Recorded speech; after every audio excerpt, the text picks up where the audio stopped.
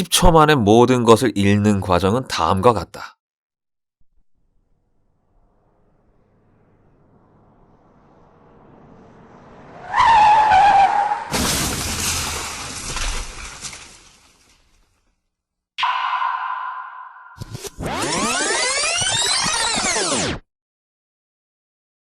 1초.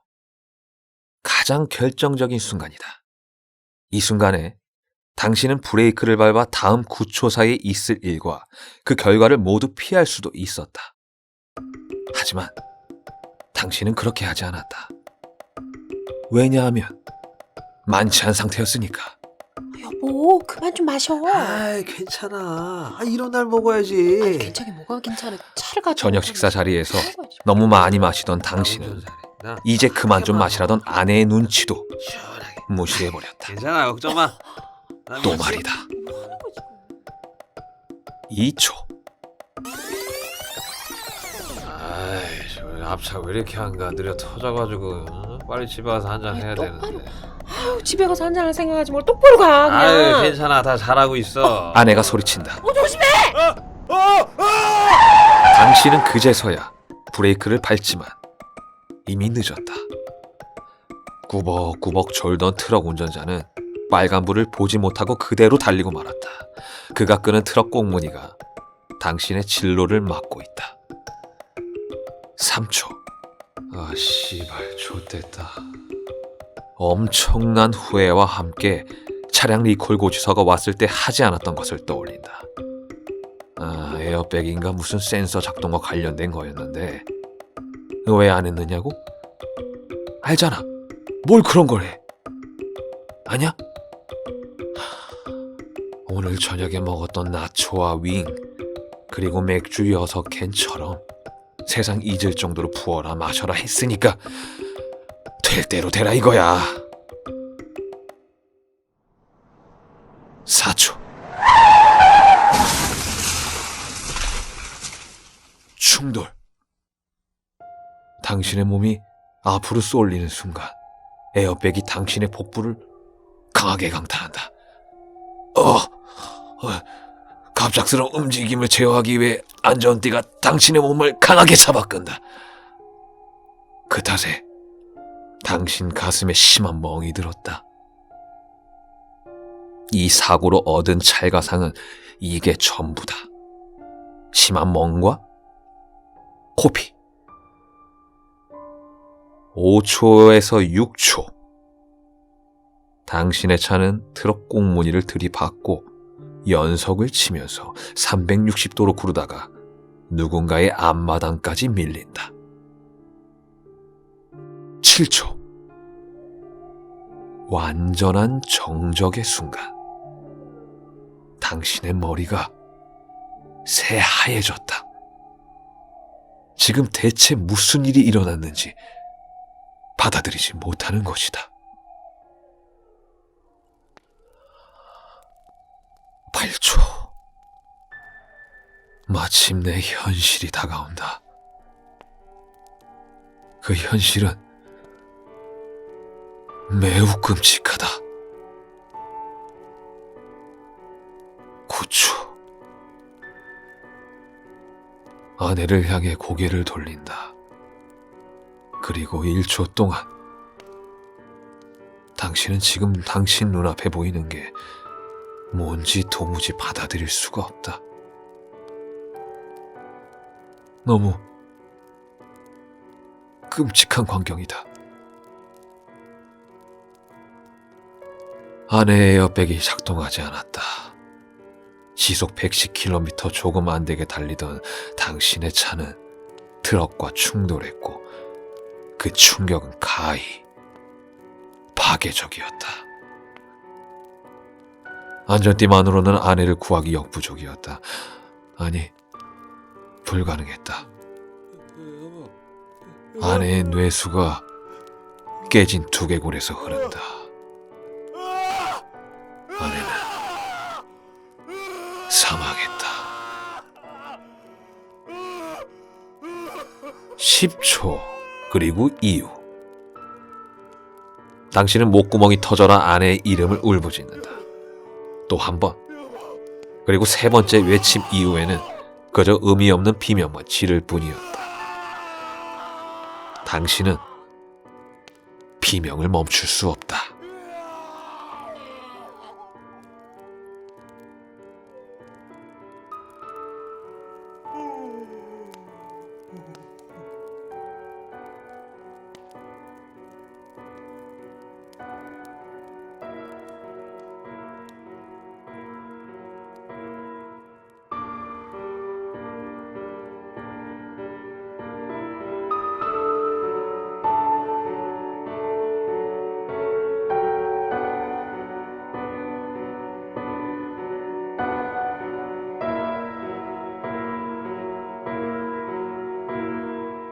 괜찮아. 나 운전 잘해. 나 딱 한 캔만 더 먹을게. 응? 시원하게. 아이, 괜찮아. 걱정 마. 나 믿지? 뭐 하는 거야 지금?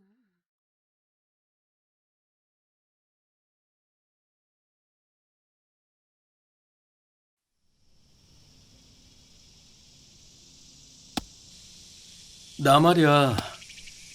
나 이번에도 유급될 것 같아. 큰일 났네. 졸업 못하면 너네 가게에서 알바 좀 시켜주라. 야, 안 된다. 아, 정없는 새끼. 저번 주 생일이었지. 놀이자. 그랬나? 그때 말이야. 나 고백했다. 나는 순간 공을 놓치고 말았다. 아이씨, 뭐 하는 거야? 아, 미안. 야, 너 당황했지? 뭐가? 아니, 내가 놀이장한테 고백했다고 하니까. 뭐래? 아니야. 아, 뻥치시네. 아, 야, 나 슬슬 갈게. 아직 배달할 게 남아서. 야, 가게 잘 되나 보다. 열심히 하네. 내가 너처럼 농땡이는 안 치니까. 뭐래 이 새끼는. 정부터 오후 5시까지 수도공사로 인해 1동부터 5동까지 단수가 될 예정입니다. 근처 주민분들은 착오 없으시기 바랍니다. 다시 한번 말씀드리겠습니다. 내일 27일 정부터 오후 5시까지 그럼 간다. 들어가.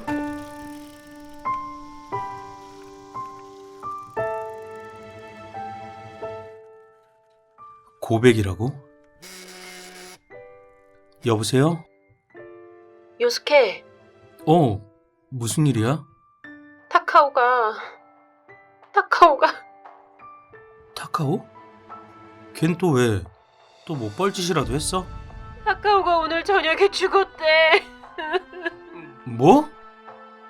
나는 전화를 끊자마자 병원으로 향했다. 병원엔 노리코가 먼저 와 있었다. 어떡해. 아.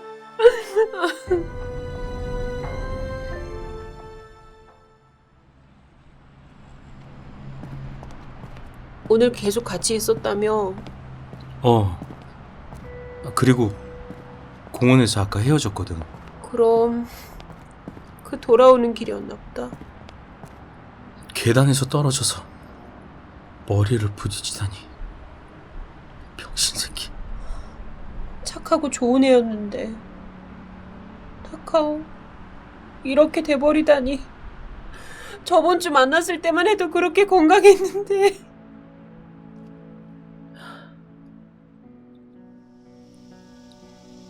아직도 믿겨지지 않는다.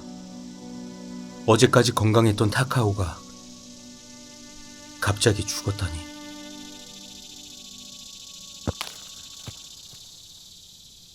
이 공은 뭐지?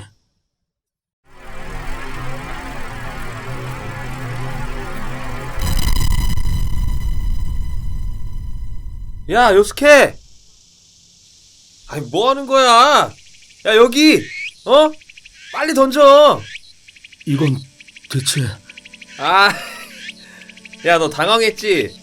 내가 놀이장한테 고백했다고 하니까. 타카오, 아니, 왜 그래? 이상한 사람 보는 것처럼. 네가 왜 여기 있는 거야? 뭐 잠꼬대 같은 소리야. 너 머리에 공 맞았냐? 그치만 너 어제 죽었... 뭐? 야, 됐어. 나 슬슬 갈게. 아직 배달할 거 많이 남았다. 대체 어떻게 된 거지? 어제로 돌아온 건가? 오늘 계속 같이 있었다며. 그리고 공원에서 아까 헤어졌거든. 그럼 그 돌아오는 길이었나 보다. 타카오. 야, 타카오.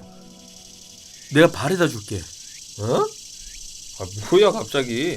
아, 됐으니까 바래다 줄게. 아, 뭐야 왜 그래 징그럽게. 아, 빨리 따라와.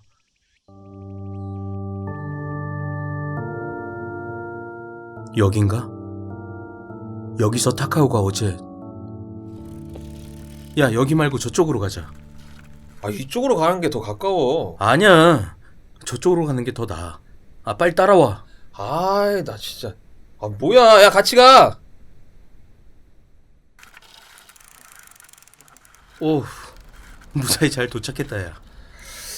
오늘따라 유난 떠네. 야, 너 이상하다. 하이씨. 야, 간다. 고생했어. 들어가. 바래다 줘서 고맙다. 좋아. 이걸로 타카오는 무사하겠지? 노리코? 노리코가 왜... 설마... 여보세요? 요스케, 어... 타카오가 오늘 밤 죽었대. 뭐? 배달 가는데 공사 현장에 철골이 떨어져서. 여보세요? 저기 듣고 있어?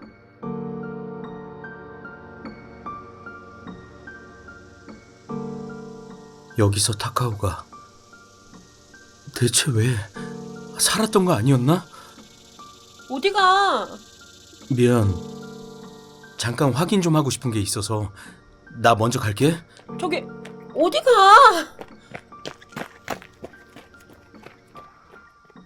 이 벤치. 내 생각이 맞다면 공이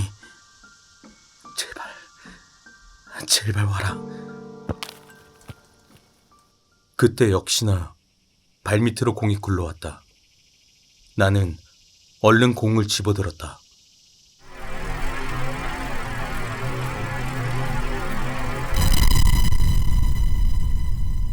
요스케! 좋아. 역시 돌아왔어. 이 장소. 어제 공을 놓친 이 장소. 야, 뭐 하는 거야? 여기! 이 공원에서 공을 주운 순간에 어제로 타임슬립을 한다.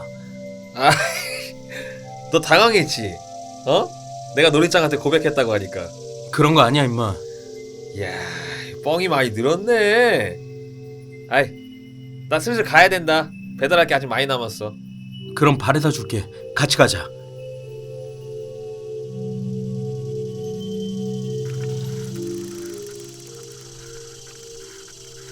바래다 줘서 고맙다.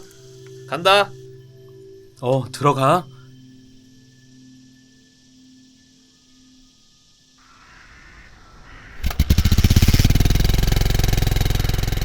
타카오. 아, 깜짝이야.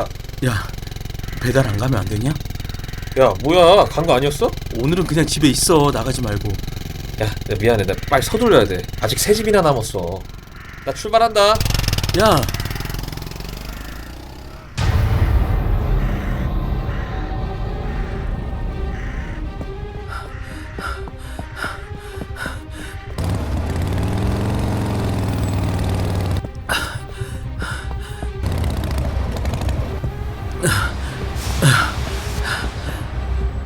매번 감사합니다. 자, 그럼 맛있게 드십시오.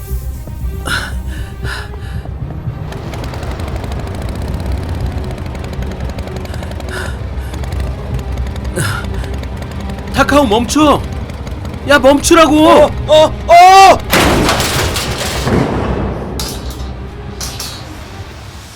다행이다.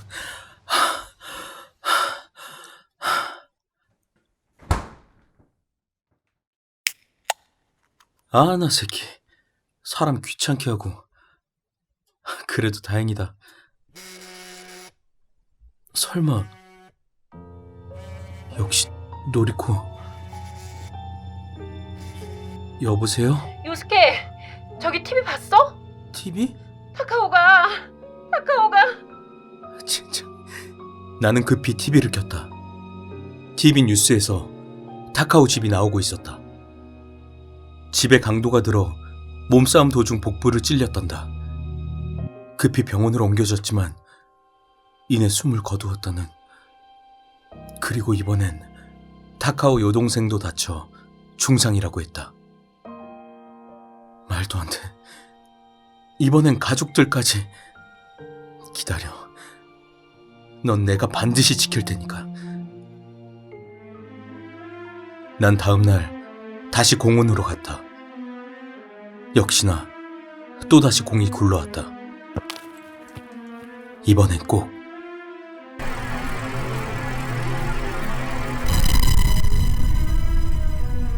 요스케! 아이, 야, 너 당황했지? 내가 노리짱한테 고백했다고 하니까. 왜 그래, 임마? 이렇게 무서운 얼굴을 해가지고. 너 배달 남았지? 내가 바래다 줄게. 가자. 1동부터 5동까지 단수가 될 예정입니다.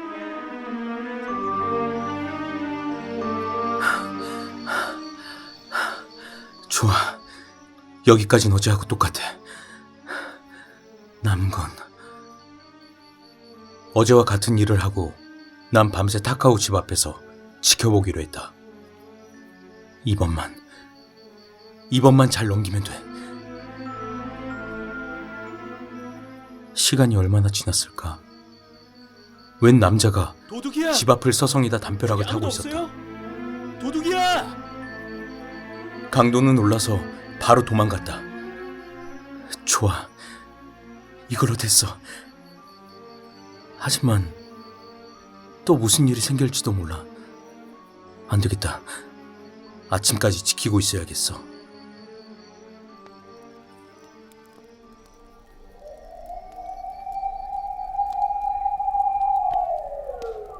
뭐야? 왜 이렇게 소란스럽지? 나 잠들었었나? 이건 대체... 타카오 집에 불이 나 있었다. 어제 심야에 발생한 화재로 일가족 4명이 숨졌습니다. 4명 모두 수면 중이라 피하지 못하고 화를 당했습니다. 이어서 현장에 연결하겠습니다. 난 바로 공원으로 갔다. 그리고 또 공을 집어들었다.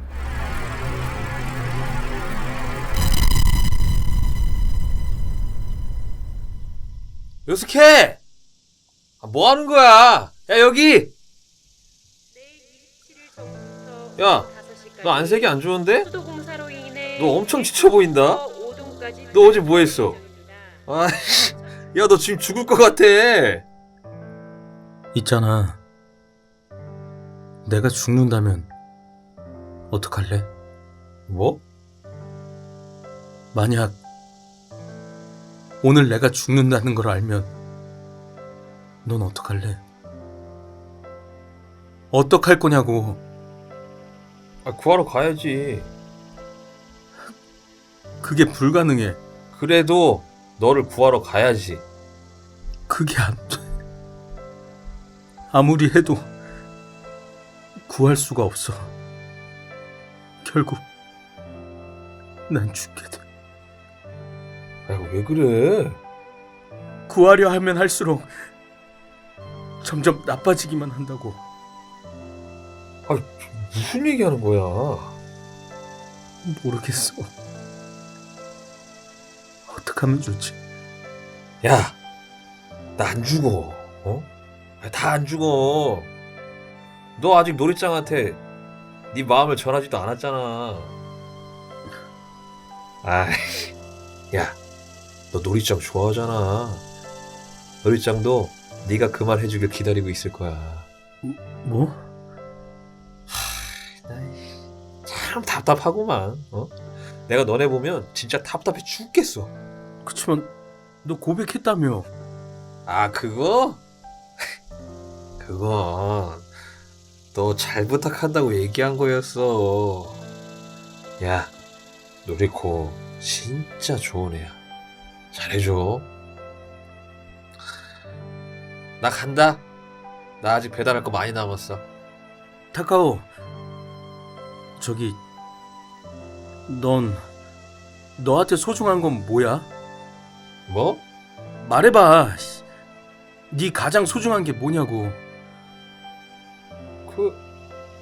야, 그걸 뭘 물어보냐? 당연히 가족이지. 엄마랑 동생들. 뭐. 그럼 갈게. 난 그렇게 타카오를 보냈다. 여보세요? 요스케, 타카오가 오늘 밤 죽었대. 계단에 발을 헛디뎌서 머리를 다쳐서. 그래서 다음날 난 공원 벤치에 앉아 있었다. 그때 역시나 공이 굴러왔다. 순간 잡을까 했지만 난 도저히 잡을 수 없었다. 그러자 공은 처음부터 없었던 것처럼 눈앞에서 사라져갔다. 그렇게 7년이 지났다. 난 같은 벤치에 앉아 캐치볼하는 아이들을 바라보고 있었다. 왜 멍 때리고 있어? 아, 왠지 좀 그리워서 그냥 이런저런 생각하고 있었어. 자, 목말랐지? 여기 물. 고마워. 미안해. 많이 기다리게 해서. 무슨 소리야? 겨우 5분 지났는데. 아, 그런가? 그렇지? 노리코, 무슨 일 있어? 어? 안색이 안 좋은 것 같은데? 너 지금 엄청 피곤해 보여. 괜찮아. 아무것도 아니야. 그래? 그래, 그럼. 그럼 슬슬 돌아갈까? 노리코 무슨 일 있었나? 갑자기 왜 그러지? 저기 있잖아. 만약 내가 죽는다면 어떡할래? 어? 무슨 소리야, 갑자기? 만약 내가 오늘 죽는다는 걸 안다면 넌 어떡할 거야? 미안. 그냥 물어보고 싶었어. 뭐야, 신곡. 설마.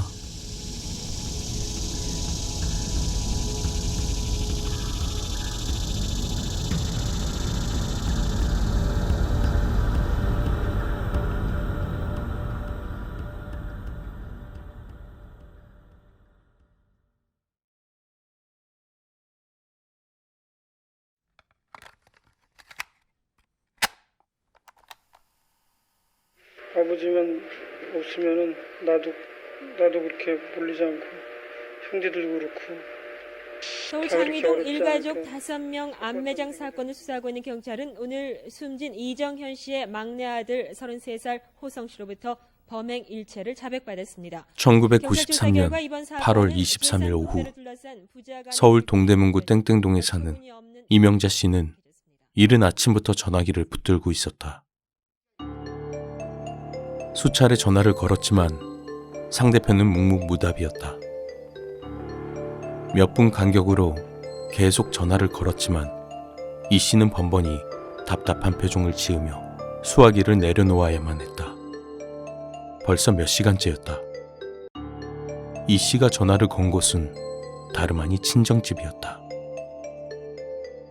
친정이 있는 장이동과는 그다지 멀지 않은 곳에 살고 있긴 했지만 형편상 자주 들를 수 없었던 이 씨는 대신 매일같이 전화를 걸어 부모님께 안부 인사를 하곤 했었다. 하지만 무슨 일인지 열흘쯤 전부터 친정집에서는 아무도 전화를 받지 않았다.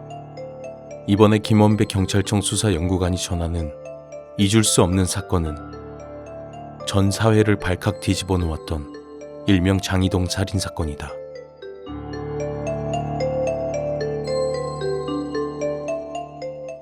정오를 훌쩍 넘긴 시간이었지만 여전히 친정 부모님과는 연락이 닿지 않았다. 하루 이틀도 아니고 이 씨는 불안해졌다. 처음에는 두 분이 잠깐 어디 나가셨겠거니 생각했지만 하루하루 지나면서 불안한 생각이 들었다. 마땅히 하는 일도 없는 데다 이른을 훌쩍 넘긴 노인네들이 오랜 시간 집을 비울리 만무했기 때문이었다. 더구나 같이 사는 동생 부부와도 연락이 되지 않았다. 결국 참지 못한 이 씨는 서둘러 친정이 있는 장이동으로 향했다. 다음은 김 연구관의 얘기. 엄마 저 왔어요 하고 말하며 집으로 들어섰지만 정작 집에는 아무 인기척도 없었다고 했습니다. 집 안에서는 알 수 없는 정막만이 감돌 뿐이었다고. 집안 곳곳을 둘러봤지만 아무도 없었다고 했습니다. 모든 살림살이는 그대로였는데 한여름임에도 불구하고 집안 곳곳에 감도는 냉기와 왠지 모르게 음산한 기운만은 떨쳐버릴 수가 없었다고 그렇게 말했습니다. 집을 둘러보던 이 씨는 문간방에 희미하게 남아있는 의문의 얼룩을 발견하게 된다. 검붉은 기가 도는 얼룩은 쌀부대에도 묻어 있었다. 마당을 살펴보던 이 씨는 더욱 이상한 점을 발견하게 된다. 얼마 전까지만 해도 멀쩡하던 앞마당을 누가 파헤쳐 놨다가 덮어놓은 흔적이 있었던 것이다. 순간 이 씨의 머릿속에 불길한 기운이 스치고 지나갔다. 무슨 일이 생겼구나. 이렇게 직감한 이 씨는 즉시 경찰에 신고를 했다. 이 씨의 친정 부부와 남동생 부부가 살고 있던 집은 3층짜리 복합 건물이었다. 이들은 건물 1층과 2층에 한 켠을 살림집으로 개조해 생활해오고 있었다. 당시 이 건물엔 이 씨의 부모 외에도 남동생인 이장희 씨 부부와 13살인 그들의 딸, 일가족 5명이 살고 있었다. 그리고 인근엔 막내 동생인 이충식 씨가 살고 있었다. 당시 나이 33살. 이어지는 김연구관의 얘기. 일단 강도 사건으로 추정한 수사팀은 집안 곳곳을 훑어보기 시작했습니다. 가장 눈에 띄는 것은 신고자인 이명자 씨의 말대로 앞마당에 누군가 땅을 파놨다가 덮어놓은 흔적이 있다는 것이었죠. 수사팀은 급히 이 씨네 집 앞마당을 파헤쳤다. 그리고 잠시 후 수사팀의 입에서 탄식이 터져나왔다. 앞마당에서는 10대 소녀의 참혹한 사체가 발견된 것이었다. 다름 아닌 이장희 씨 부부의 딸이었다. 그런데 그것이 끝이 아니었다. 충격적이게도 소녀의 사체 밑에 노부부와 이장희 씨 부부의 사체 4구가 줄줄이 묻혀 있는 게 아닌가. 부모님과 동생 부부, 그리고 조카의 죽음을 확인한 이명자 여인은 그 자리에서 기절하고 말았다. 검시 결과 이들은 모두 머리 뒷부분과 이마에 둔기로 맞은 흔적이 있었다. 완벽한 타살이었다. 더운 날씨 탓에 사체는 심하게 부패돼 있었다. 부패 상태로 보아 이들은 사망한 지 이미 여러 날이 지난 상태였다. 대체 누가 이들 일가족 5명을 잔혹하게 살해했을까? 수사팀은 우선 노부부가 상당한 재산을 가지고 있다는 사실에 주목했다. 특히 범인이 노부부의 어린 손녀까지 잔인하게 살해한 것으로 보아 채무나 원한관계, 그것에 의한 살인사건일 개연성이 높다고 보고 수사력을 모았다. 특히 일가족 모조리 살해했다는 점에서 면식범에 의한 범행일 가능성이 높다고 봤다. 그러나 수사팀은 금품을 노린 전형적인 강도살인 사건일 가능성도 배제하지 않고 다방면으로 수사를 진행해 나갔다. 하지만 수사는 의외로 쉽게 풀렸다. 수사팀이 주목한 사람은 바로 노부부의 막내 아들 이충식 씨였다. 수사팀은 최근 이 씨의 동향에 대해 탐문 수사를 벌였다. 그 결과 이웃 주민들로부터 이 씨가 얼마 전에 뜬금없이 마당에서 땅을 파는 것을 봤다 라는 진술을 확보하기에 이른다. 일가족이 피살된 것으로 추정되는 시점과 얼추 비슷한 날짜였다. 수사팀은 이 씨를 불러 조사를 시작했다. 처음에 범행 사실을 완강히 부인하던 이충식은 수사팀이 멀쩡한 마당을 판 것 등 여러 가지 정황을 제시하며 집중적으로 추궁하자 결국 고개를 떨구고 말았다. 도대체 사건 당일 이 씨 집에선 무슨 일이 있었던 것일까? 사건은 일가족의 사체가 발굴되기 열흘 전인 8월 13일 밤으로 거슬러 올라간다. 자정께 본가의 담을 넘어 몰래 들어온 이 씨는 자신의 방에서 소주 한 병을 마시며 나를 지샜다. 그리고 다음 날인 14일 새벽 5시경 2층 안방으로 가 자고 있던 아버지를 깨워 같이 1층으로 내려온다. 다음은 김 연구관의 얘기. 1층 주방에서 이충식은 아버지에게 돈을 달라고 졸랐다고 했습니다. 하지만 평소 돈 문제에 대해 철저했던 이 씨의 아버진 대꾸조차 하지 않고 2층으로 올라갔다고 하더군요. 아버지로선 새벽까지 찾아와선 자는 사람을 깨워서 돈 얘기 꺼내는 아들이 탐탁할 리가 없었던 것이죠. 자신의 요구를 들은 척도 않는 아버지의 태도에 이충식은 순간적으로 화가 나서 신발장에 있는 망치를 들고 아버지를 따라 올라갔다고 합니다. 그리고 아버지가 자리에 누우려는 찰나 머리를 3차례 때려 살해했던 것이죠. 그리고 옆에 있던 어머니마저 같은 방법으로 살해했습니다.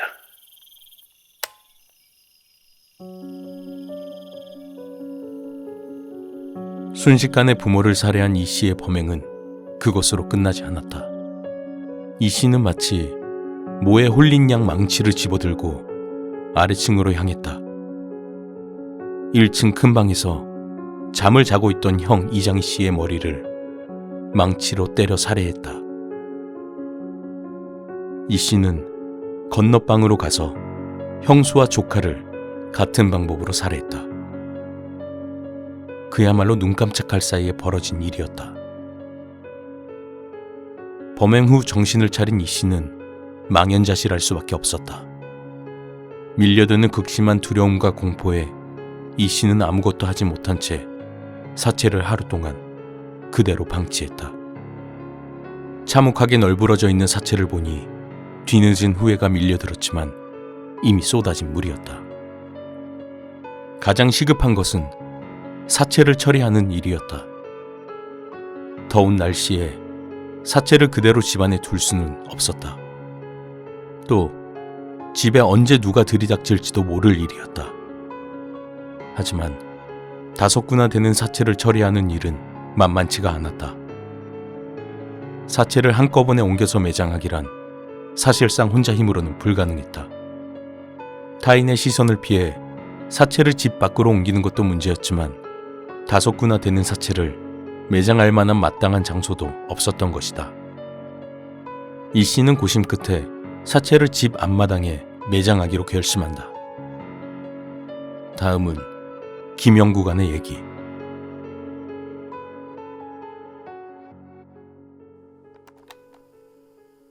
범행 다음 날 이충식은 친구 2명을 집으로 불러들였습니다. 그리고 이들에게 마당 배수 공사를 해야 하는데 좀 도와달라고 그렇게 부탁한 뒤에 정원을 2m 깊이로 파괴합니다. 이들에게 수고비 5만 원씩 줘서 돌려보낸 이충식은 이날 새벽 3시경 아버지의 사체를 먼저 매장한 뒤 나머지 사체 4구를 차례로 매장했습니다. 그리고 며칠 뒤 집안 여기저기 튀어있는 혈흔을 감추기 위해 도배도 새로 했다고 그렇게 말했습니다. 이 씨의 범행은 우발 범행이었다고 하기엔 너무도 잔혹했다. 도대체 이 씨가 연로한 부모님과 형님네 가족까지 살해한 이유는 무엇이었을까? 조사 결과 이 씨는 평소 돈 문제로 아버지와 극심한 갈등을 겪어온 것으로 드러났다. 이 씨는 수년 전 용역회사에서 근무하면서 노름에 빠져들었다. 당시엔 상당히 큰 금액이었던 1,500만 원의 빚을 지게 됐다. 20대에 감당할 수 없는 빚을 지게 된 이 씨가 믿을 사람은 결국 아버지뿐이었다. 이 씨는 걸핏하면 만취 상태로 귀가해 아버지에게 돈을 요구하곤 했으며 이 빚을 못 갚으면 죽는다며 가족들 상대로 행패를 부려댔다. 이에 보다 못한 이 씨의 아버지가 200만 원을 갚아주기도 했다. 하지만 이 씨가 범행을 저지른 직접적인 원인은 젊은 시절 진빚 때문만은 아니었다. 이 씨는 평소 경제적으로 여유로운 아버지가 자신에게 돈을 나눠주지 않는 것에 상당히 불만을 품어왔던 것으로 드러났다. 다음은 김 연구관의 얘기. 노부부가 살던 집은 건평 100여 평으로 당시 시가 10억 원을 호가하는 건물이었습니다. 이충식은 평소 돈에 대해 정확하고 꼬장꼬장한 구두쇠 아버지에게 불만을 품어오던 중 부모님이 가진 재산을 노리고 몹쓸 마음을 먹게 됐다고 털어놨었죠. 특히 당시 이충식은 수년 전부터 연상의 여인과 교제하고 있었는데 그 때문에 목돈이 필요했던 것 같습니다. 그는 범행 뒤 안방 금고에서 빼돌린 폐물과 토지 가옥 문서, 수표와 현금, 통장 등을 모조리 애인에게 맡겨놨던 것으로 밝혀졌습니다.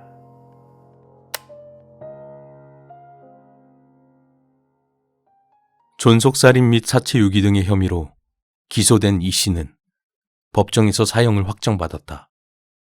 아버지를 살해한 것도 모자라 범행을 숨기기 위해 어머니와 형, 형수와 조카까지 차례로 살해해 집 마당에 안매장한 것은 범행 수법이 지나치게 잔혹하고 극형 선고가 불가피하다는 것이 재판부의 판단이었다.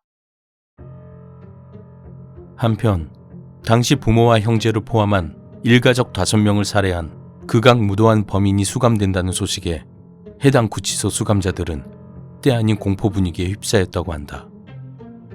하지만 이 씨는 살인마라고 믿어지지 않을 정도로 심성이 여리고 유약한 인물이었다. 당시 이 씨와 같은 방에 수감돼 있던 한 재소자는 아니, 장희동 일가족 살인사건 범인 온다 그래서 우리 방에 있던 사람들 다 공포에 떨었어요. 그야말로 이젠 다 죽었구나. 그렇게 생각했는데 막상 보니까 정말 딴판이더라고요. 말도 안 하고 질질 울다가 성경 보다가 계속 그러고만 있으니까 신경만 쓰이고 나 참네. 수감 뒤 기독교에 다니면서 진심으로 참회의 나날을 보내던 이 씨는 1995년 11월 35세의 나이로 사형이 집행됐다. 수감 당시 이 씨와 신앙적인 교류를 나눴던 박효진 장로는 충식이는 사형 집행 당일 지금까지 산 것만으로 참 감사하다고 말했으며 오히려 당시 내 아픈 다리를 걱정해 줄 만큼 평온한 모습이었다 라고 회상했다. 이 이야기에 나오는 인물들은 모두 가명이며 실제 있었던 사건이다.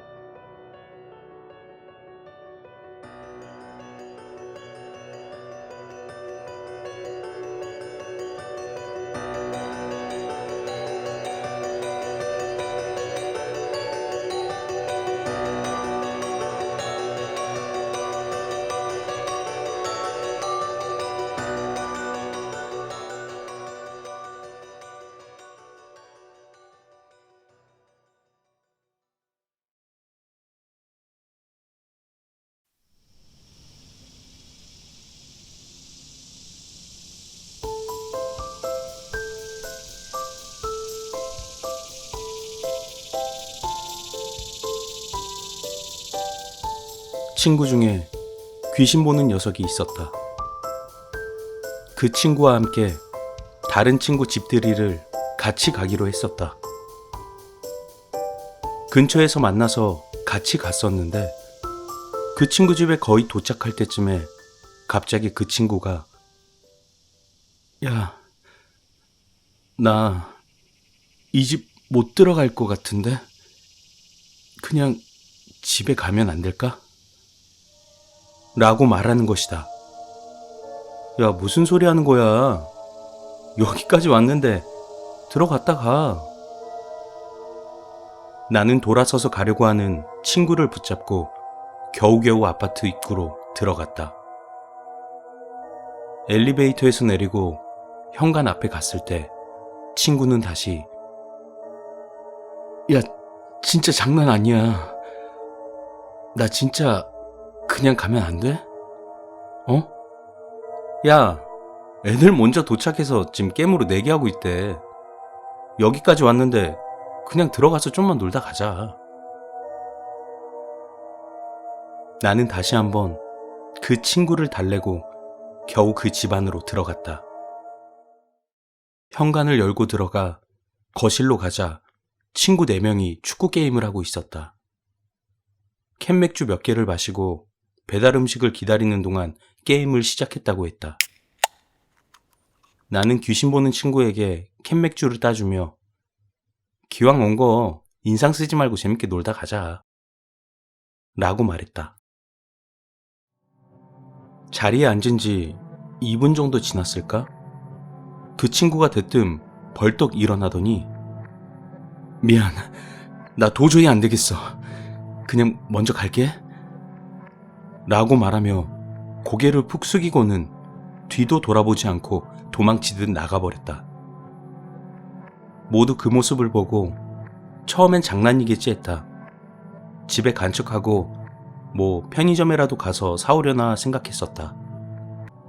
그런데 한참을 기다려도 돌아오지 않는 걸 보고 진짜 간 거냐며 다들 한마디씩 내뱉었다. 전화를 해도 받지를 않자 다음에 만나면 한마디씩 해주자고 다 같이 입을 모았다.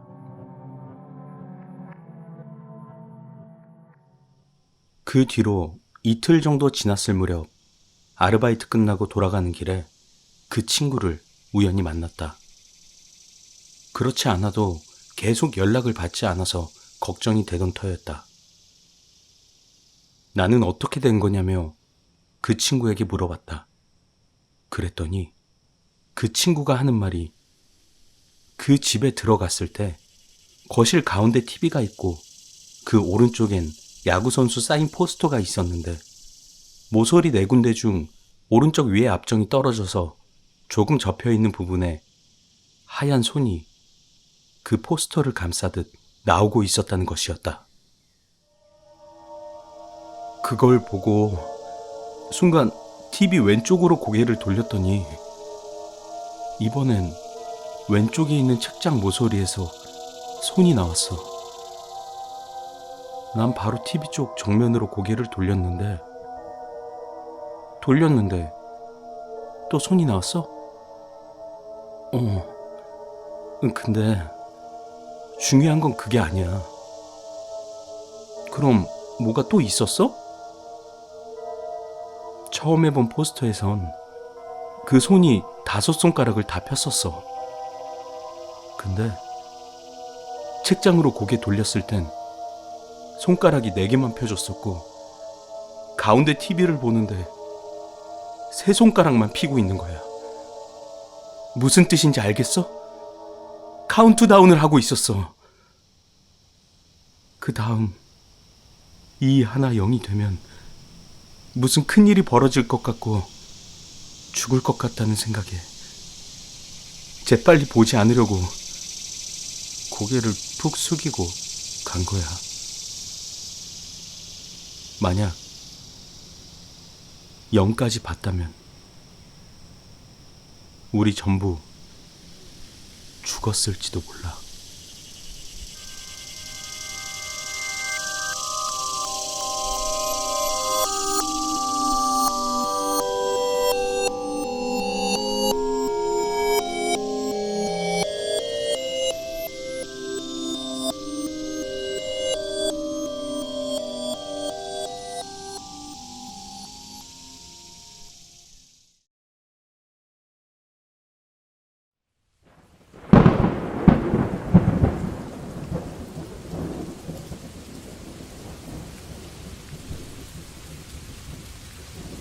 경상남도 창원시에는 안민고개라는 곳이 있습니다.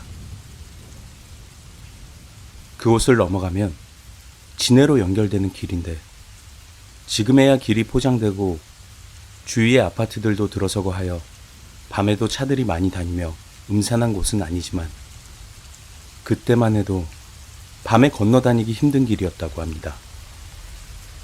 저희 어머님과 친구분 3분이서 진해에 볼 일이 있어 넘어가셨다가 새벽 늦게 창원으로 돌아오는 길이었습니다. 그날따라 비가 추적추적 내려 더욱더 음산해 보이는 안민고개였다고 합니다. 하지만 몇 번 다녀본 일이 있는 곳인지라 별다른 생각 없이 안민고개를 통해 창원으로 넘어오기로 하셨다고 합니다. 차에는 저희 어머니와 어머니 친구분인 아저씨 2분, 아주머니 1분이 타셨고 앞좌석에 아저씨가 2분 타시고 뒷좌석엔 저희 어머니와 아주머니께서 타셨다고 합니다. 처음 운전하시던 아저씨께서 피로가 좀 과하게 쌓여 옆자리에 계시던 아저씨와 자리를 바꾸셨다고 합니다. 그 아저씨는 해병대 출신에다 담력도 아주 센 분이셨다고 합니다. 그렇게 안민고개를 지나가던 중 길가에서 매우 키가 크고 흰 옷을 입은 남자분이 손을 흔드셨다고 합니다. 그래서 태워드리려고 가는데 조수석에 앉은 아저씨께서 기겁을 하시며 마, 빨리 출발해라! 라고 다급하게 말씀하시더랍니다. 그래서 운전하던 아저씨께서도 뭔가 이상한 걸 느끼고 급히 가속 페달을 밟아 달아나듯이 가버렸다고 합니다. 백미러를 보니 그 사람은 가만히 서 있었고 옆에 아저씨께 물어봤다고 합니다. 왜 그랬냐고 물어보니 하시는 말씀이 그 사람 다리가 안 보이더라. 없는 것 같아서 놀래가 얼굴을 봤더만 비에 젖지를 안 했더라. 라고 하셨다고 합니다. 일행은 소름이 돋는 걸 느끼며 빨리 빠져나가고 싶었다고 합니다.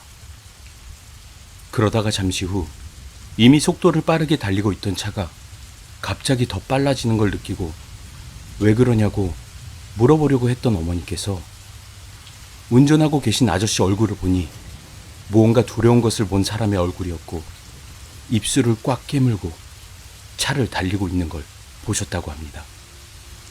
그래서 뒤를 돌아보았는데 아까 그 사람이 차를 쫓아 달려오고 있었다고 합니다. 차와 같은 속도로 달리고 있는 것처럼. 그래서 차에 탄 사람들은 기겁을 하며 비명을 지르고 난리가 아니었다고 합니다. 이미 아주머니께서는 그걸 보고 기절하셨다고 하며 어머니도 절망과 같은 공포를 느끼셨다고 합니다. 그러던 중 다시 한번 용기 내어 뒤를 돌아봤는데 그게 없더라는 겁니다. 안도를 느끼는 찰나 그게 차 밑에서 차 앞쪽 범퍼로 기어 올라와 범퍼에 앉아서 노려보더라는 겁니다. 정말 죽을 것 같았지만 아저씨께서는 이대로 죽을 순 없다고 생각하며 차를 계속 몰았다고 합니다. 그러다 창원 시내가 보였고 앞쪽에 검문소가 있었는데 검문소의 불빛이 보이기 시작할 때 그건 산 쪽으로 사라져 버렸다고 합니다. 일행들은 잠도 못 이룰 것 같아 밖에서 밤을 꼬박 새시고 집에 들어가셨다고 합니다. 그 뒤로 기절하신 아주머니께서는 일주일간 꼬박 앓다 일어나셨고 저희 어머니는 한 달간 주무실 때 불을 끄지 못하셨습니다. 지금은 포장이 되고 차도 많이 다니는 그곳에 그때 그 공포스러운 경험 때문에 아직도 다니질 못하신다고 합니다. 나중에 들은 얘기지만 예전 70년도쯤에 그곳에서 버스가 추락한 사고가 있었다는 얘기를 들었습니다. 생존자들의 말을 들어보니 귀신이 차를 벼랑 끝으로 몰았다고 하더랍니다. 어머님께 이 얘기를 들었을 땐 정말로 무서웠습니다.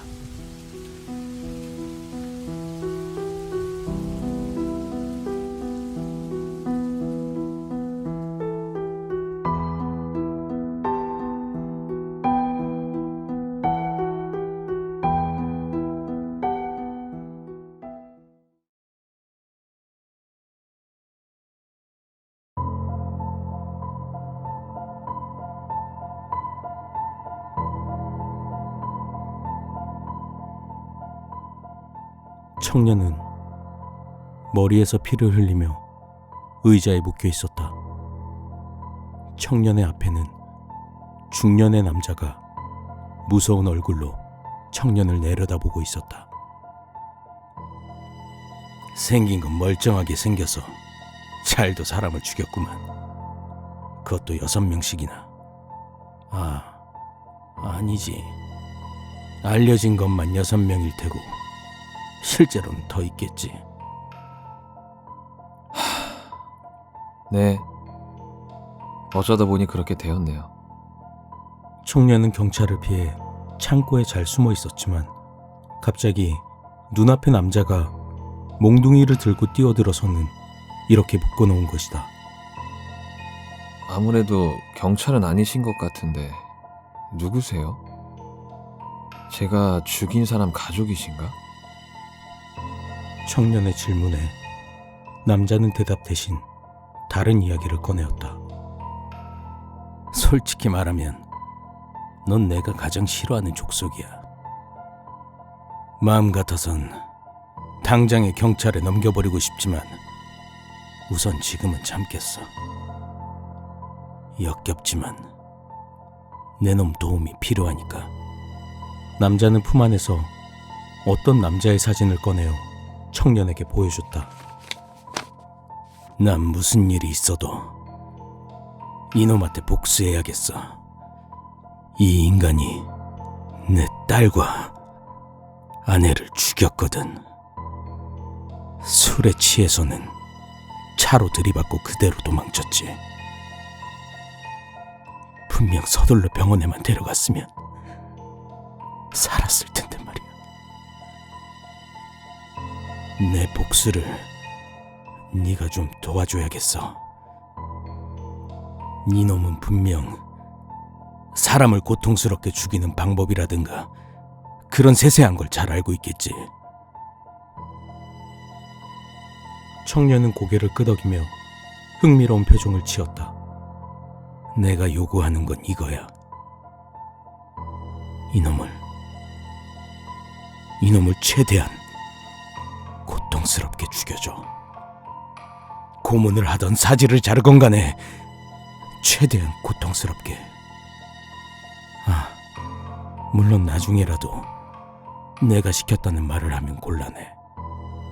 청년이 대답하지 않자 남자는 조용히 덧붙였다. 거절한다면 당연히 넌 곧바로 경찰서 행이야. 하지만 날 도와준다면 내 풀어주지. 청년은 잠시 고민하다 대답했다. 선택의 여지가 없네요. 언제 시작할까요?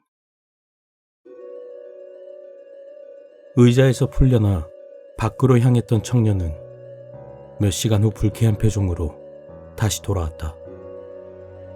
혹시나 틈을 봐서 도망치지 않을까 긴장하고 있었는데 괜한 걱정이었구만. 그래, 그놈은 최대한 고통스럽게 죽였겠지. 남자의 말에 사진 몇 장을 건네며 말했다. 아저씨가 계속 멀리서 지켜보고 있었잖아요.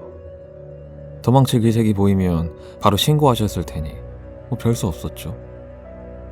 내키지는 않지만 빨리 해치우고 자유를 찾는 수밖에. 사진 확인해 보세요. 남자는 청년이 건넨 사진을 훑어보았다. 가능하면 전부 자세히 들여다보고 싶었지만 절반 정도 보자 도저히 사진을 넘길 엄두가 나지 않았다. 그놈의 끔찍한 모습을 보면 속이 시원할 줄 알았건만 메스꺼운 느낌만 들 뿐이었다. 남자는 복수감 대신 알 수 없는 찜찜함을 느끼며 사진을 내려놓았다. 청년은 여전히 내키지 않는 얼굴로 자신의 손을 내려다보며 입을 열었다. 믿기 어려우시겠지만 사실 전 사람 죽이는 걸 별로 좋아하지 않아요. 그 말에 남자는 비웃음을 흘렸다. 그런 거 치고는 시체가 너무 끔찍한데? 이전 살인사건들도 사진 멀쩡한 시체가 하나도 없었다고 들었어. 청년은 크게 한숨을 쉬며 대답했다. 알아요. 헛소리처럼 들리시겠죠. 하지만 진짜예요. 전 남한테 피해 안 주고 그냥 평범하게 살고 싶었어요. 그런데 제 안에 무언가 끔찍한 게 있었어요. 거기까지 말한 청년은 천천히 고개를 들어 남자를 보며 말을 이었다. 처음 이상하다고 느낀 건 3년 전이었어요. 제 마음속 깊은 곳에서 무언가가 저를 조종하는 것 같았어요. 당연히 처음엔 무시했죠. 하지만 어느 순간 정신을 차려보니 사람을 죽이고 있었어요. 그 공포심은 겪어보지 않으면 절대 모를 거예요. 거기까지 말한 청년은 눈을 지그시 감고는 감정을 조절했다. 제가 처음 사람을 죽일 때 어떤 느낌이었을 것 같으세요? 글쎄, 희열을 느꼈나? 아니면 만족감? 남자의 말에 청년은 고개를 저으며 말했다. 처음부터 지금까지 단 한 번도 즐겁다고 느낀 적이 없었어요. 눈앞에 있는 사람을 찌를 때마다 내 몸을 찌르는 듯한 고통을 느꼈어요. 그리고 엄청난 죄책감을 느꼈죠. 하지만 멈출 수가 없었어요. 자살을 할 수도 없었죠. 내 안에 있는 무언가가 그걸 허락하지 않았으니까요. 남자는 약간 의외라는 듯 가만히 청년을 쳐다보았다. 살인자라는 사실에는 변함없었지만 청년의 말엔 고통이 묻어나오는 듯 했다. 청년을 이해할 수는 없었지만 이전과는 약간 달라 보였다. 평범하게 살고 싶다 라는 말이 왠지 슬프게 느껴졌다. 복수했다는 쾌감 대신 허탈감과 알 수 없는 불편한 감정만이 들었기 때문이다. 무어라 말을 건네려던 남자는 생각을 바꾸곤 입을 다문 채 돌아섰다. 그래도 살인자는 살인자다. 사연이야 있겠지만 그렇다고 살인자는 동정하고 싶지 않았다. 됐으니까 그런 소린 그만해. 약속대로 신고 따윈 안 할 테니까 너도 약속 지키고 난 갈 테니까 다시 마주치는 일 없도록 하자고. 그대로 밖으로 나가려던 남자의 등 뒤로 청년의 말소리가 들려왔다. 지금 살짝 방심하셨죠? 그 말에 놀란 남자가 급히 몸을 돌렸지만 너무 늦어버렸다. 청년은 어느새 남자의 뒤로 다가와 돌아서는 남자의 몸에 칼을 찔러 넣었다. 심파에 참 약하시네요. 처음엔 경멸하면서 계속 틈을 안 보여주시더니 말 몇 마디에 태도가 싹 풀어지셨어요. 남자는 청년을 떨쳐내려 했지만 손에 힘이 들어가지 않았다. 제가 방금 사람을 죽일 때마다 못 견딜 정도로 고통스럽다고 했었죠? 청년은 남자를 바닥에 쓰러뜨리며 말을 이었다. 거짓말이었어요. 청년은 아까와는 전혀 다른 섬뜩한 미소를 지으며 남자에게 다가갔다. 처음 사람 몸에 칼을 찔러 넣었을 때 그때부터 말도 못하게 황홀했거든요.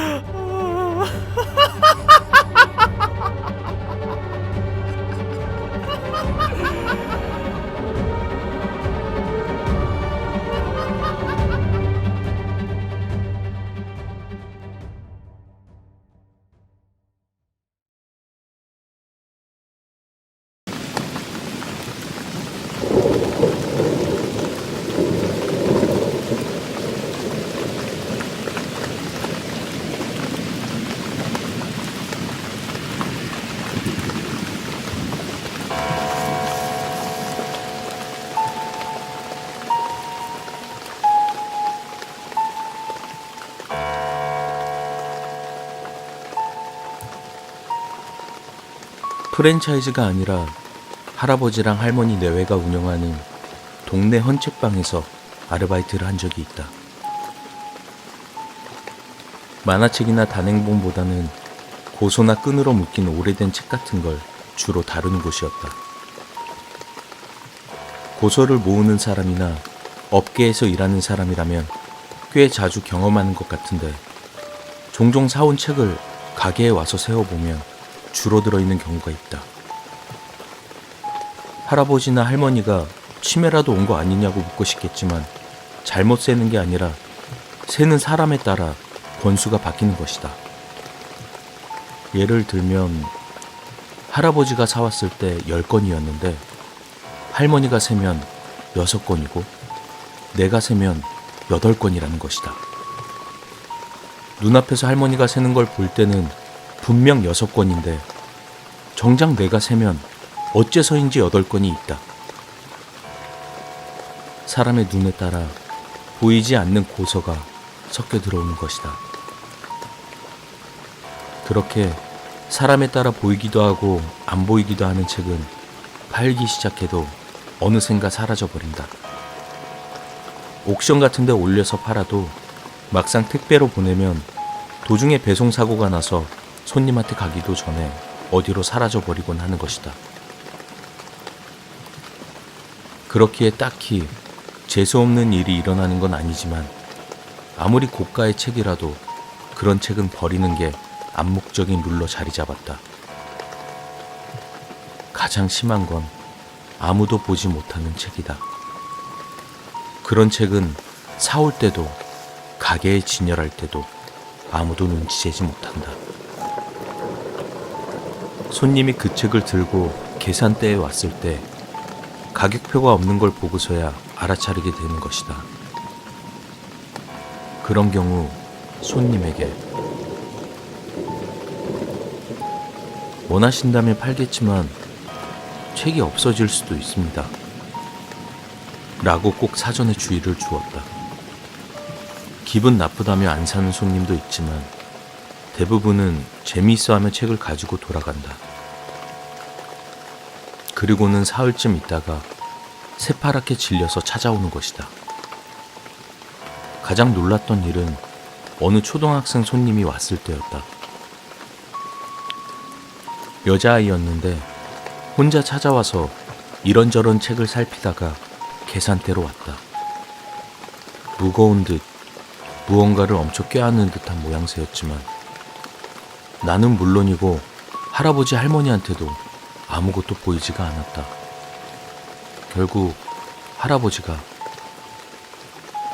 책을 좋아하면 그거 다 가지고 가도 된단다 라고 말했다. 소녀는 기뻐하며 여전히 아무것도 보이지 않는 무언가를 껴안고 돌아갔다. 그리고 재미를 붙였는지 내가 아르바이트를 그만둘 때까지 이따금씩 찾아와 아무에게도 보이지 않는 책을 공짜로 받아가곤 했다. 어떤 책인지 물어볼걸. 지금도 종종 후회를 하곤 한다.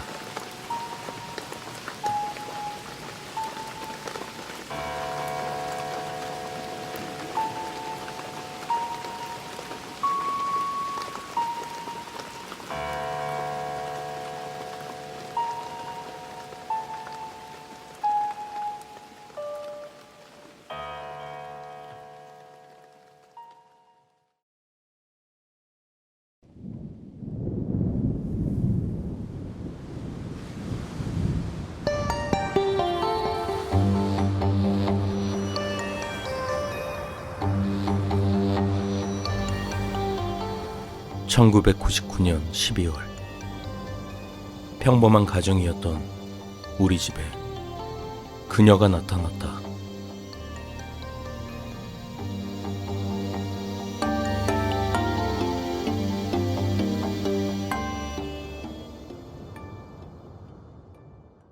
아버지가 아래층에서 나를 불렀다. 아마 저녁 먹을 시간이었던 걸로 기억한다. 아버지는 계단 끝에 선 채 내가 내려오는 것을 막고 있었다. 아버지의 눈빛은 불안해 보였고 나는 무언가 잘못되었음을 직감했다. 지금부터 내가 하는 말을 명심해야 한다. 알겠니? 아버지가 입을 열었다. 아버지의 이야기를 듣자 심장이 빨리 뛰기 시작했다. 이제 곧 누가 있는 걸 보게 될 텐데 그냥 시선을 나에게만 집중해라. 그 여자에 대해선 가능한 의식하지 않도록 해야 해. 난 거의 웃음이 터질 뻔했다. 나는 12살이었고 이 상황을 아버지답지 않는 농담 정도로 받아들였다. 내가 대답을 하기도 전에 아버지가 이어 말했다. 그 여자가 뭔가를 속삭일 거고 너를 따라다니거나 네 관심을 끌려고 별짓을 다 할 거다. 계속 무시하기 굉장히 힘들 거야. 하지만 아들아, 절대 어떤 이유라도 그것과 말을 섞어서는 안 된다. 네가 그게 없는 것처럼 굴고 그 여자에 대해 생각도 하지 않는다면 맹세컨대 그 여자는 떠날 거야. 나한테 그러겠다고 약속해주겠니? 무수히 많은 질문들이 머릿속을 스쳐갔지만 나는 너무 겁에 질렸고 당황스러워서 겨우 아버지에게 알았다고 대답했다. 좋아. 저녁을 먹을 시간이니 어서 아래층으로 가자. 내가 그 여자에 대해 너에게 말해버린 게 그 여자를 강하게 만들어버렸지만 이 방법밖에 없었어. 나는 네가 우연히 그 여자를 마주치는 일만은 피하고 싶었다. 날 믿고 자, 이제 집중하렴. 난 아버지가 말한 대로 주방으로 향하는 아버지에게만 집중하며 천천히 아버지를 따라 아래층으로 내려갔다. 아래층은 방 안의 온도가 급격히 떨어진 듯 서늘한 기운이 감돌았다. 공기 중에 익숙한 듯한 시큼하고 무언가 병들었을 때 나는 그런 냄새가 났다. 오래전에 집 벽에서 너구리가 죽어 한동안 집안에서도 그 냄새를 맡을 수 있었던 그때가 생각이 났다. 아버지와 내가 동시에 식탁에 앉았다. 누난 내 맞은편에 앉아 있었는데 고개를 숙이고 눈앞의 빈 접시를 바라보고 있었다. 어머니가 오븐에서 캐서롤을 꺼냈다. 눈가엔 울었던 흔적이 역력했다. 나는 가족들에게 집중했지만 시야 한편엔 방구석에 있는 새카만 머리칼에 기분 나쁜 잿빛 피부에 무언가가 보였다. 부엌의 분위기는 가라앉아 평소 저녁 시간에 볼 수 있던 웃음도 온기도 찾아볼 수 없었다. 누나가 테이블 밑으로 내 무릎을 움켜쥐곤 너도 저 여자 보이냐며 속삭였다. 난 조용히 고개를 끄덕여 보였다. 조용히 해. 아버지가 위협하듯 말했다. 그 여자가 질척거리는 발소리를 내며 다가왔다. 구역질 나는 악취가 풍겨왔다. 그 여자는 느릿느릿 테이블 쪽으로 와선 누나의 바로 뒤에 멈춰섰다. 그리곤 누나에게 바짝 붙어선 채 말라 비틀어진 손을 누나의 어깨 위에 올려놓았다. 누나는 한껏 움츠러들어 나를 쳐다봤고 나는 황급히 고개를 숙였다. 어머닌 저녁을 차리면서 억지로 모든 게 괜찮은 듯 행동했다. 유리 식탁 아래로 아버진 누나가 완전히 겁에 질려 미쳐버리지 않도록 손을 꼭 잡아주는 것이 보였다. 누나는 저녁 내내 그 기분 나쁜 해골 같은 손을 어깨에 올려놓은 채 있어야 했다. 그리고 그 여자의 입에서 새어나오는 알아듣지 못할 속삭임이 방 안을 채우고 있었다. 그리고 우리는 몇 달간 그렇게 살았다. 기분 나쁜 손님의 방문에도 최선을 다해서 아무 일도 없는 척하면서 우리가 집을 나설 때도 그 여자는 따라왔다. 우리 가족이 차에 타고 있을 때도 그 여자는 길가에 서 있거나 백미러에 비춰지고 있었다. 이 지옥 같은 시간 동안 부모님은 손님을 집으로 초대하지 않았고 우리가 친구 집에 놀러 가기에 허락하지도 않았다. 우리가 그 여자에 대해 말해야만 할 때면 그 여자가 너무 가까이 있지 않는 한에서 우리는 서로에게 귓속말 정도를 할 수 있었다. 아버지는 그 여자에 관해 아무에게도 말하지 말 것을 당부했고 그게 관심을 먹고 자라는 이 여자를 고립시키는 방법이었다. 우리가 내린 결론으로 그년 일단 한 가정에 머무르며 그녀에 대해 알기 전까진 외부 사람들에게 보이지 않는 것 같았다. 몇 년 뒤, 난 아버지가 그녀를 본 장본인이라는 걸 알게 되었다. 70년대에 고모가 어떤 형태로 그녀와 관련되게 되었고 그 뒤로 고모를 따라 집에 살게 된 것 같다. 그리고 1999년 근처에만 있다가 아버지는 어떤 이유로 그 여자에 대한 생각을 떨쳐버릴 수 없게 되었고 아버지의 인생 그리고 우리의 인생에도 그 여자가 따라붙게 된 것이다. 우리는 그 여자에 대해 다른 사람들에게는 함구하려 노력했다. 이건 우리 인생에서 가장 어려운 일이었다. 우리들은 집을 나설 때 다 같이 나가려 노력했고 그녀는 우리를 따라왔다. 우린 가족들끼리 따로따로 행동하도록 둘 수 없었다. 이 일로 가장 힘든 것은 우리가 학교에 가고 아버지가 출근을 하고 나면 집에서 혼자 그 여자와 있어야 하는 어머니였다. 어느 눈이 오던 2월의 밤, 우리가 저녁을 먹고 어머니는 조금 일찍 자러 침실로 올라갔다. 그 여자는 부모님 침대에 앉아 있었다. 도저히 그녀를 무시하기 힘든 위치에. 어머니는 더 이상 참을 수가 없었다. 침실에서 어머니가 소리를 지르는 게 들려왔다. 제발 우리 가족을 내버려 두라고. 아버지가 어머니를 말리려 단박에 뛰어 올라갔다. 그때가 마지막으로 어머니를 본 때였다. 흰 카펫 위 피가 고인 웅덩이가 남은 전부였다. 그 여자는 아직 거기 있었지만 어머니는 영영 사라져버렸다.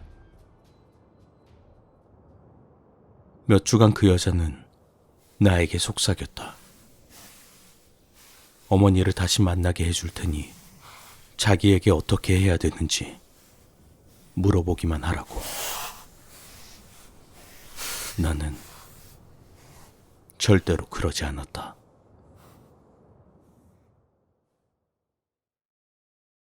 내가 이 이야기를 여러분들에게 털어놓은 것은 당신들이 그 여자에 대해 생각하길 바라기 때문이다.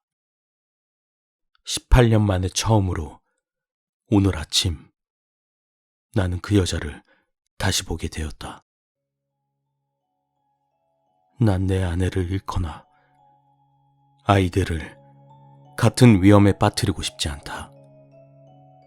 나는 당신이 그녀의 새카만 머리칼과 회색 피부를 생각했으면 좋겠다. 그녀가 당신의 집에 있는 상상을 하기를. 그래서 어쩌면 그녀가 날 내버려 두기를. 당신은 이미 이 일에 연루되었다. 언젠가 당신의 집에도 그녀가 찾아가겠지. 그땐 그 여자를 절대 의식해서는 안 된다. 그게 당신을 위한 길이니까. 당신에겐 정말로 미안하게 생각한다.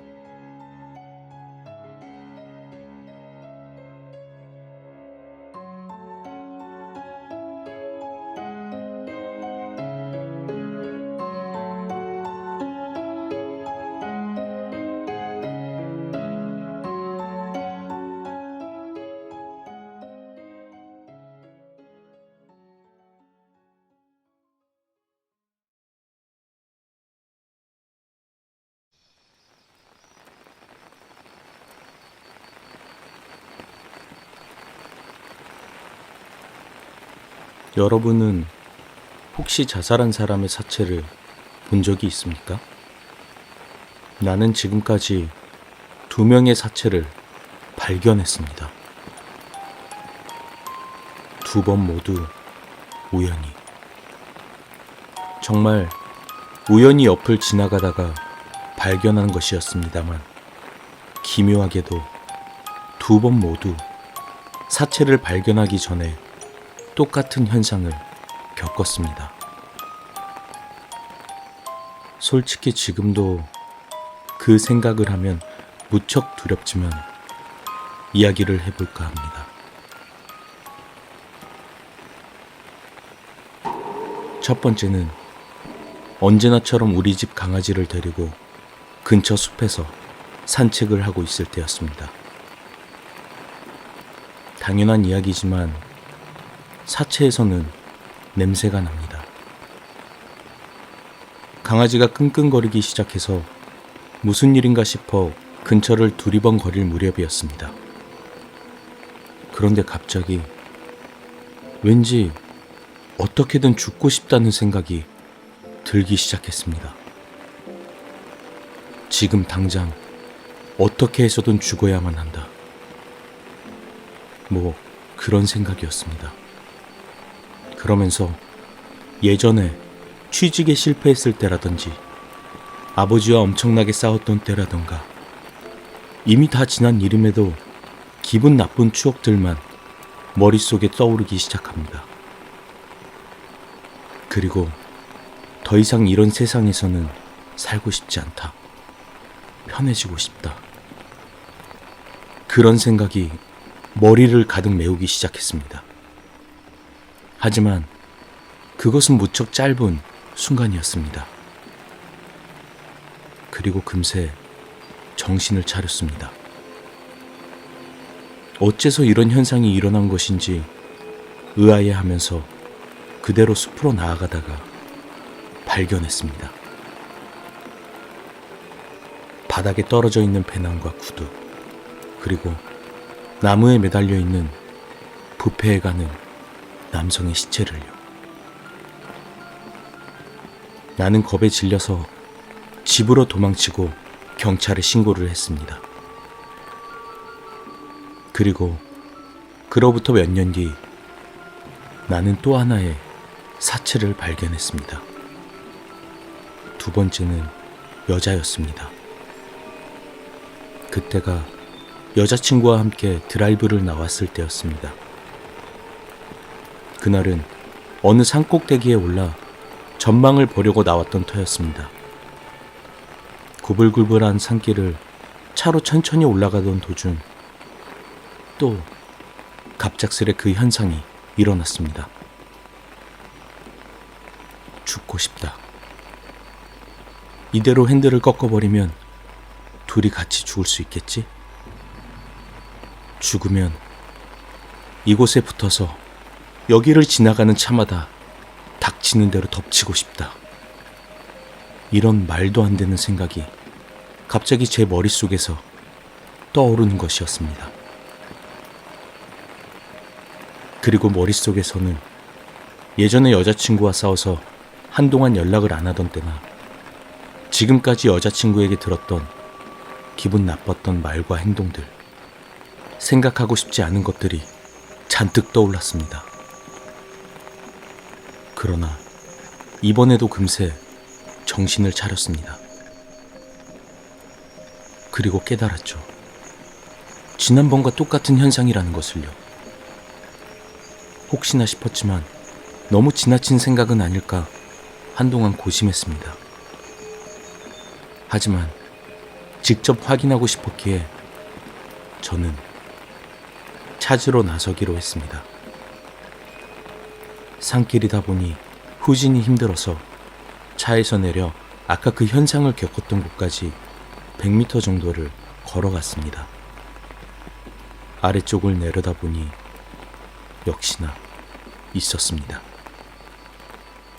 꽤 아래쪽 경사면에 있는 나무 기슭에 감색 옷을 입은 여자가 누워 있었습니다. 온몸에 소름이 쫙 끼쳤습니다. 저는 바로 경찰에 신고하고 우는 여자친구와 함께 차 안에서 벌벌 떨고 있었습니다. 혹여나 저 말고도 비슷한 일을 겪은 사람이 있는지 모르겠습니다만 저는 이제 무서워서 숲이나 산에는 가까이 가질 못하겠습니다.